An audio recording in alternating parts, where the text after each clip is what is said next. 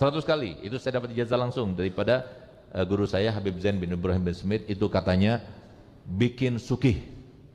Alhamdulillah saya baca itu 100 kali, makanya saya punya mobil kan gitu. Zikir paling afdal kalau untuk zaman sekarang ini adalah banyak istighfar, banyak salawat kepada Nabi SAW. Karena apa? Semua yang kita dapatkan itu karena dosa. Kita ada musibah terkait dengan keluarga, kita ada musibah terkait dengan kesehatan, kita ada musibah terkait dengan keuangan, kita ada musibah terkait dengan apapun, itu karena dosa. Kalau bukan karena dosa, maka itu adalah ujian untuk diangkat derajatnya. Sehingga apa?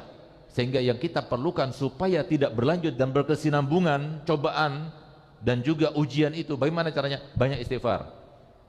Oleh karenanya Nabi SAW sendiri, yang dia itu sudah diampuni dosanya yang telah lalu maupun yang akan datang, itu beliau setiap hari tidak pernah berkurang istighfarnya itu sebanyak 100 kali istighfar. Oleh karenanya kalau kita habis subuh itu biasanya zikir kita setelah baca wiridul latif itu baca la ilaha illallah malikul haqqul mubin 100 kali. Itu murahkan rezeki. Kalau sudah murahkan rezeki itu dicatat benar-benar. Biasanya seperti itu. Tapi kalau cuma ngampuni dosa kurang antusias gitu. Itu la ilaha illallah malikul mubin. Udah itu masya Allah la quwata illa billah 100 kali. Untuk apa? Katanya kalau baca masya Allah la quwata illa billah 100 kali, maka semua kenikmatan yang kita dapatkan tidak akan dicabut oleh Allah Ta'ala. Jadi anti bangkrut itu. Masya Allah la quwata illa billah, kalau kita baca itu anti bangkrut. Jadi terus bertambah, nggak berkurang tapi bertambah. Kemudian baca istighfar 100 kali. Untuk apa? Supaya kita tidak terkena ujian cobaan musibah dari sebab dosa-dosa kita. Kemudian kita membaca ya kafi ya mugni ya fattah ya rozak 100 kali. Itu saya dapat ijazah langsung daripada guru saya Habib Zain bin Ibrahim bin Smith. Itu katanya bikin sukih.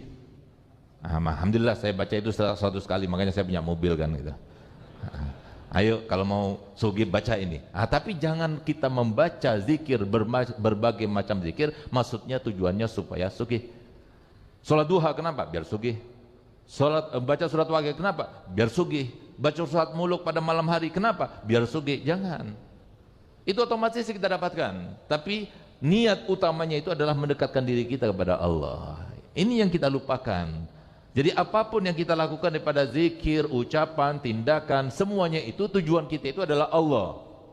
Yang kita inginkan, yang kita tuju, yang kita harapkan, yang kita dambakan daripada berbagai macam permintaan, itu semuanya datang dari Allah. Ini yang harus kita ketahui, yang kita yakini benar-benar. Orang itu nggak lengser dari jabatannya kecuali karena Allah.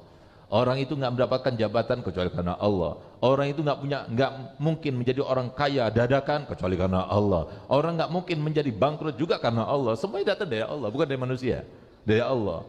Ini kesempatan kita untuk berdekat diri kepada Allah. Oleh karenanya syaratnya itu ada 3.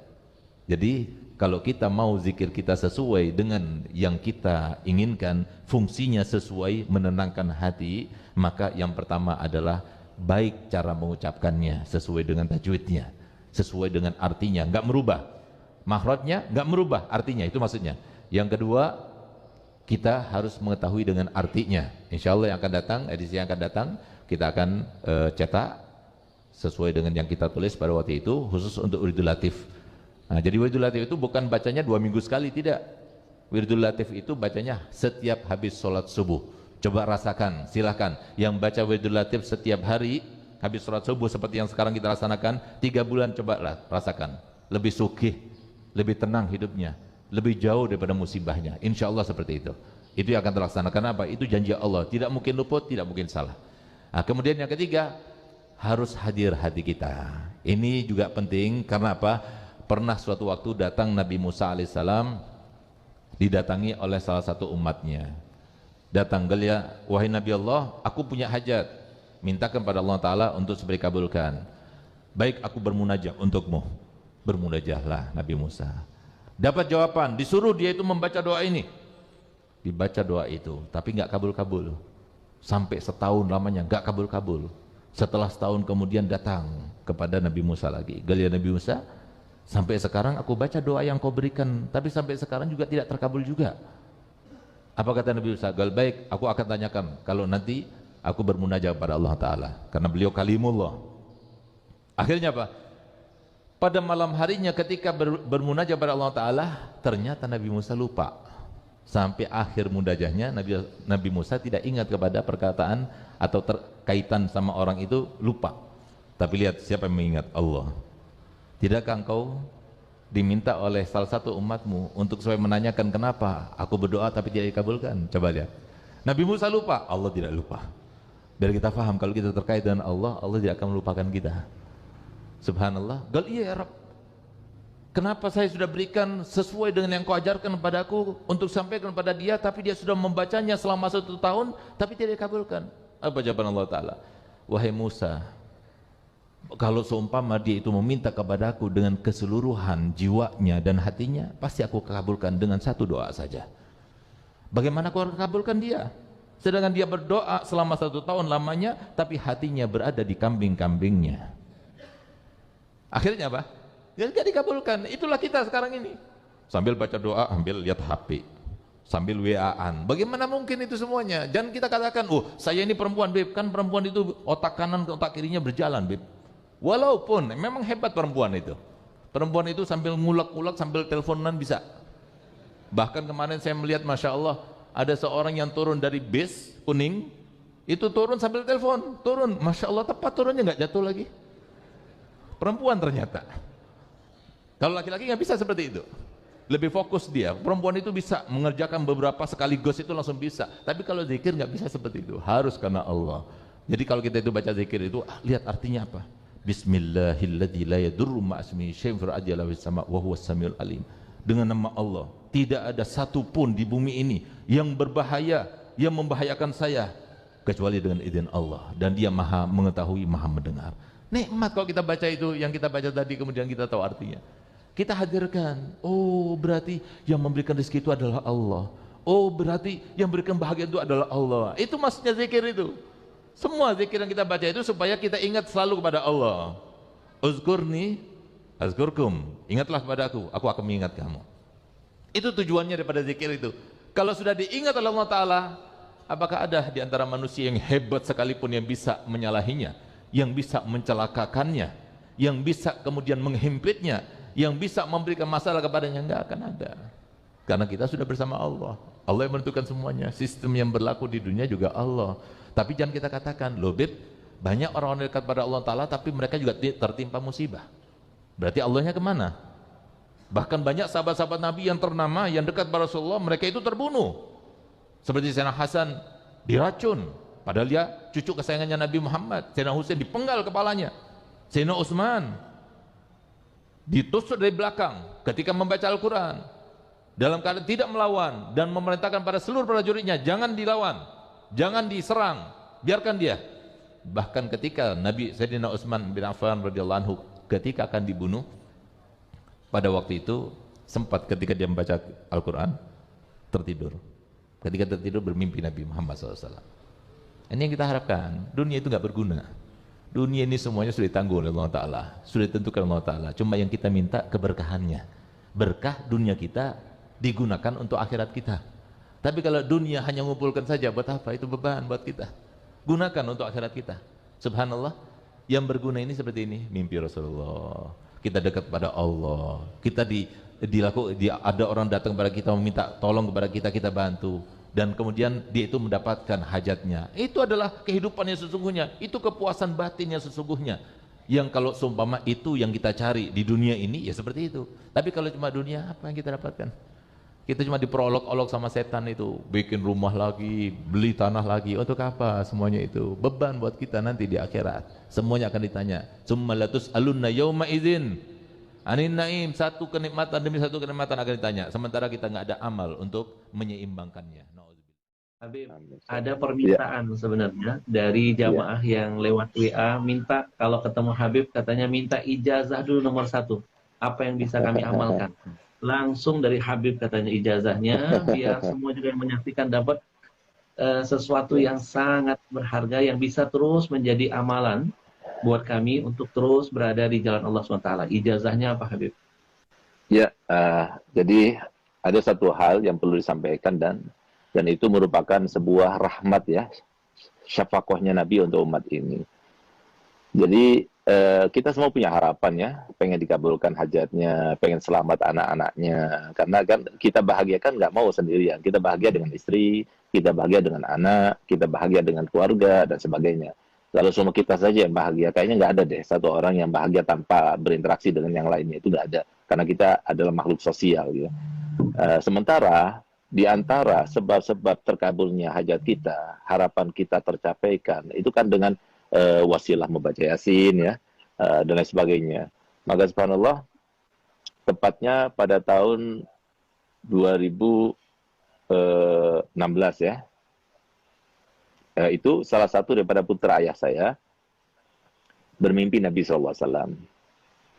Di dalam mimpinya itu beliau diajarkan salawat, dan itu namanya salawat al-bushra. Nah, subhanallah, begitu yang bermimpi itu bangun, maka dia langsung hafal. Nah, kemudian kata Nabi SAW kepada yang bermimpi itu, yang baca salawat ini habis sholat subuh sebanyak 41 kali, maka sama halnya atau khasiatnya seperti orang yang baca Yasin sebanyak 41 kali. Di dalam mengabulkan hajat, mudahkan urusan, dan melapangkan segala macam kesulitan. Dan ini subhanallah, Abi Ahmad, ini salawat ini luar biasa, mujarrab gitu. Untuk keluarga sakinah, untuk mendapatkan anak-anak supaya taat kepada orang tuanya, rukun di antara saudara, kemudian dunia melimpah, luar biasa. Itu biasanya rata-rata durasinya itu 3 bulan aja. Itu insya Allah semua harapan-harapan itu dikabulkan gitu. Nah, jadi mungkin ini salawat yang perlu diijazahkan kepada masyarakat. Karena apa? Karena ini salawatnya Nabi, ya, salawatnya Nabi yang diajarkan, Nabi yang mengajarkan. Gitu. Nah, jadi namanya salat al-bushra. Al-bushra itu, kata al-bushra itu kan kabar gembira, salat kabar gembira. Subhanallah, Ahmad, salah satu contoh ya, ada satu orang, dia punya utang kepada bank, dan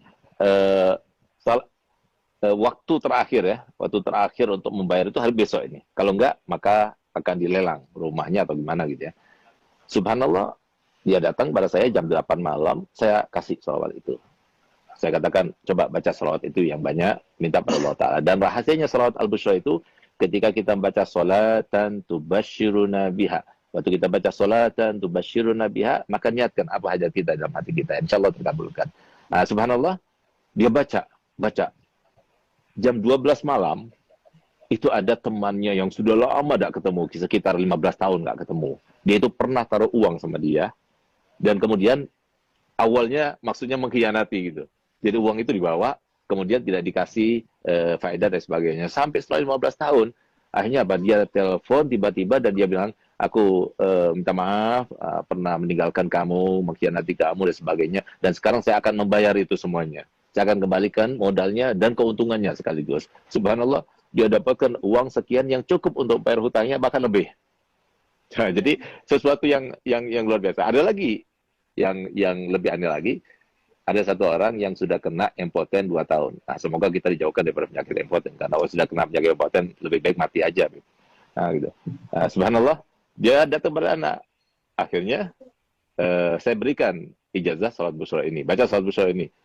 1 minggu datang pada anak, bawa oleh-oleh banyak. Alhamdulillah, Bib, berkat salat bushra sudah on lagi, Bib. Siapa tahu. Jadi kita semuanya termasuk yang mendapatkan kabul hajat berkat salat bushra. Jadi mungkin sekarang ya, saya akan ijazahkan. Saya akan baca, kemudian para hadirin semuanya, pemirsa semuanya, ikuti saya, lalu saya akan berikan ijazahnya. Alafu Abi Ahmad, ana menggurui antum ya, atau ana izin dulu sama antum. Kalau diizinkan, ana ijazahkan, kalau nggak diizinkan, ya. kita yang harus izin sama antum, Beb. Jangan, Beb. Ya, Bismillahirrahmanirrahim. Bismillahirrahmanirrahim. Allahumma salli wa sallim ala sayyidina Muhammadin sahibil bushra salatan tubashiruna biha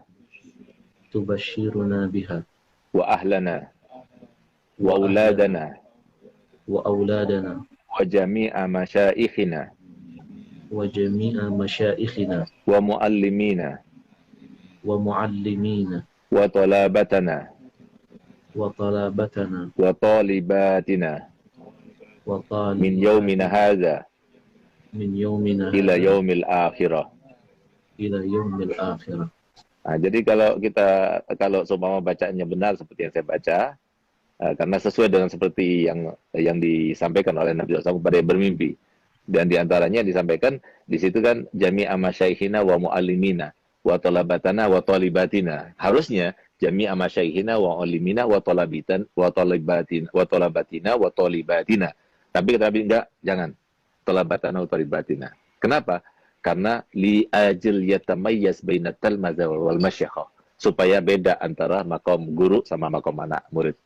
Nah, jadi, dan kalau soal kita baca jami'a masyaikhina wa muallimina wa talabatina wa talibatina, nggak enak malah.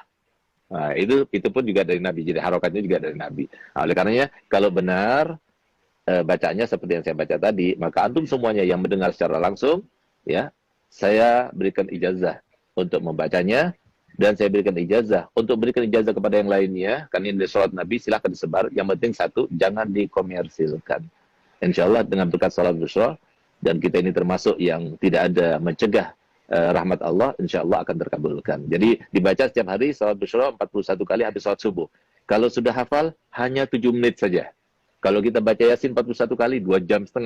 Tapi kalau kita baca sholat Bushra 41 kali, hanya 7 menit saja. Tapi insya Allah seharian itu selalu ada kabar gembira dan dijauhkan daripada perkara-perkara yang tidak kita inginkan. Masya Allah Habib. Hari ini kita dapat harta karun yang terpendam. Masya Allah. Luar biasa. Jadi teman-teman mungkin yang belum mencatat ya, salawat Bushra ini dibaca 41 kali Habib setiap habis subuh. Ya, nanti insya Allah semua problema permasalahan akan Allah hadirkan solusinya. Nah ini yang Masya Allah, sesuatu yang tidak semua orang bisa mendapatkan ini. Ini rahasia yang terpendam. Ini sebenarnya teknik untuk bisa menggali harta karun itu, Bib. Habib bisa aja. dari ijazah. Ya, Dari ijazah. Ya, mohon ridho izin nanti kita akan sebar luaskan biar umat makin cinta dengan Rasul, makin bertawasul dengan Rasulullah SAW. Habib